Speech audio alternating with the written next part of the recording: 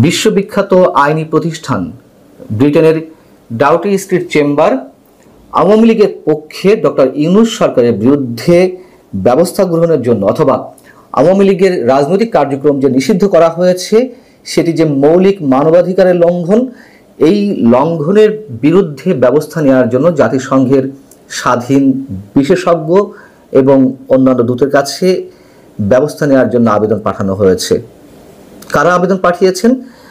Doughty street চেম্বারের অন্যতম প্রভাবশালী দুই সদস্য, একজন স্টিভেন পাউলস কেসি আর একজন হচ্ছেন অ্যালেক্স টিনসলি। তারা দুইজন এই আবেদনপত্র পাঠিয়েছেন এবং স্টিভেন পাউলস কেসি সম্পর্কে বলতে গেলে ছোট করে বলতে হয় তিনি আন্তর্জাতিক অপরাধ এবং আন্তর্জাতিক মানবাধিকার বিষয়ে বিশ্বজোড়া খ্যাতি সম্পন্ন একজন আইনজীবী, আর অ্যালেক্স টিনসলি তিনিও আন্তর্জাতিক মানবাধিকার, সমুদ্র আইন, ইন্টারপোল এবং প্রত্যর্পণ বিষয়ে বিশেষজ্ঞ।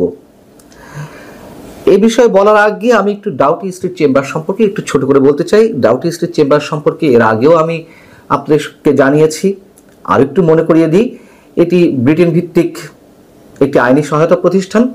ফৌজদারি বিচার, পাবলিক আইন, অভিবাসন, কর্মসংস্থান, মানবাধিকার এবং নাগরিক স্বাধীনতা বিষয়ে এই প্রতিষ্ঠানটি কাজ করে এবং নিঃসন্দেহে বড় বড় মানবাধিকার ইস্যুতে তারা বিভিন্ন আইনি লড়াই চালিয়ে যান। এবং বাস্তবতা হচ্ছে এটি যে শুধুমাত্র টাকার জন্য যে তারা কাজ করেন তা নয়। টাকা তো অবশ্যই একটি ফ্যাক্টর, অর্থ অবশ্যই একটি ফ্যাক্টর, কিন্তু তার চেয়ে তাদের কাছে গুরুত্বপূর্ণ হচ্ছে তাদেরকে খেয়াল রাখতে হয় তারা কোন ধরনের মামলা পরিচালনা করছে অথবা কাদের হয়ে তারা আন্তর্জাতিক অঙ্গনে লড়াই করছেন সেই বিষয়টি, অর্থাৎ তাদের রেপুটেশনের দিকেই তারা আগে নজর রাখে।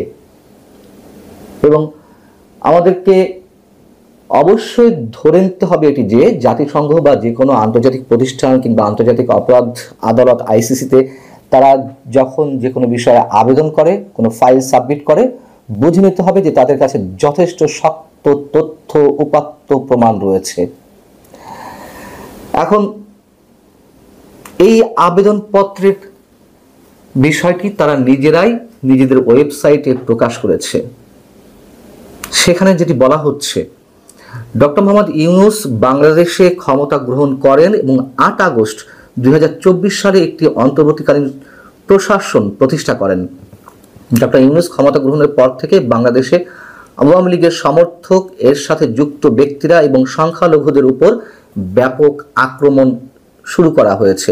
এই ধরনের আক্রমণের শাস্তি হয়নি এবং অন্তর্বর্তীকালীন প্রশাসন অপরাধীদের সম্পূর্ণ দায় মুক্তি প্রদান করেছে।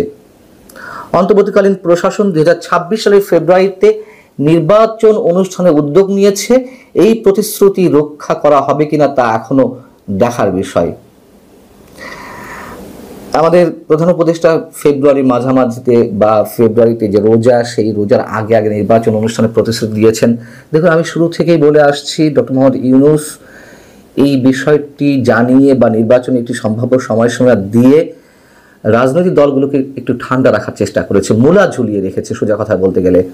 ডাউটি স্ট্রিট চেম্বার তারা সেই কথাই উল্লেখ করেছে। যাও, এখানে বলা হচ্ছে যে ইতোমধ্যে আওয়ামী লীগ বাংলাদেশে একটি জনপ্রিয় রাজনৈতিক শক্তি হিসেবে রয়ে গেছে। তবে 2025 সালের মে মাসে অন্তর্বর্তীকালীন প্রশাসন আওয়ামী লীগকে নির্বাচনে অংশগ্রহণ নিষিদ্ধ করে এবং বাংলাদেশ আন্তর্জাতিক অপরাধ ট্রাইব্যুনালে আওয়ামী লীগের নেতাদের বিরুদ্ধে মামলা শেষ না হওয়া পর্যন্ত এর সকল কার্যক্রম সীমিত করে।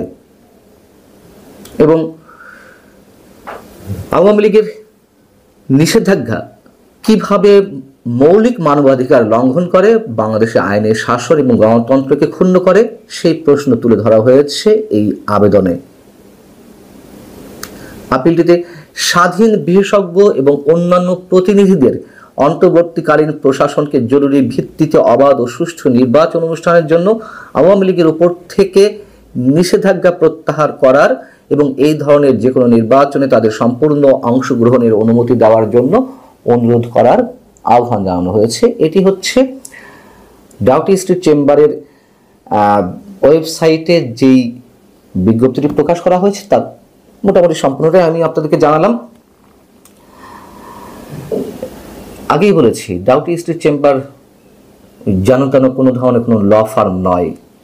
এর আগে আমি আপনাদেরকে জানিয়েছিলাম যে আন্তর্জাতিক অপরাধ আদালত আইসিসিতে তারা আওয়ামী লীগের হয়ে ডক্টর ইউনূস সরকারের বিরুদ্ধে ফাইল সাবমিট করতে যাচ্ছে। এটি এখনো পর্যন্ত হয়েছে কিনা আমি জানি না। তারা নিজেরাই জানিয়েছিল যে তারা এই ধরনের একটি উদ্যোগ নিয়েছে এবং সেখানে যা বলা হয়েছিল সেটিও আমি একটু আপনাদেরকে মনে করিয়ে দিই। 8 আগস্ট 2024 সালে ডক্টর মোহাম্মদ ইউনূস বাংলাদেশের ক্ষমতা গ্রহণের পর থেকে সাংবাদিক, পুলিশ অফিসার, সংখ্যালঘু ও প্রাক্তন সরকারি দল আওয়ামী লীগের সাথে যুক্ত ব্যক্তিদের বিরুদ্ধে বিনা উস্কানিতে অসংখ্য সহিংস আক্রমণের ঘটনা ঘটেছে। হত্যার অভিযোগে, মিথ্যা ফৌজদারি অভিযোগে নির্বিচারে কারাগারে আটক রাখা হয়েছে, বিশেষ করে সাংবাদিকদের। নিয়ন্ত্রণহীন মব সহিংসতা এবং ধর্মীয় সহিংসতার প্ররোচনা, এই অভিযোগগুলোর জন্য দোষীদের বিচারের আওতায় আনার জন্য বাংলাদেশে কোনো পদক্ষেপ নেওয়া হয়নি। আরও অনেক কিছু ছিল যে বিষয়ে আমি বিস্তারিত তুলে ধরেছিলাম আপনাদের সামনে। আইসিসিতে ডক্টর ইউনূস সরকারের বিরুদ্ধে তারা যে মামলা পরিচালনার উদ্যোগ নিয়েছে তার অংশ বিশেষ হিসেবে। এখন বিষয় হচ্ছে যে এতে কি হবে? আওয়ামী লীগ তার রাজনৈতিক নিবন্ধন ফিরে পাবে? আওয়ামী লীগ ওপেন রাজনীতি করার সুযোগ পাবে? আওয়ামী লীগ নির্বাচনে অংশগ্রহণের সুযোগ পাবে? দেখুন, এই কথাও আমি প্রথম থেকে বলে আসছি, যা কিছু হচ্ছে গরম গরম অনেক কিছুই হচ্ছে। শেষমেশ আওয়ামী লীগকে নিয়েই নির্বাচন করতে হবে।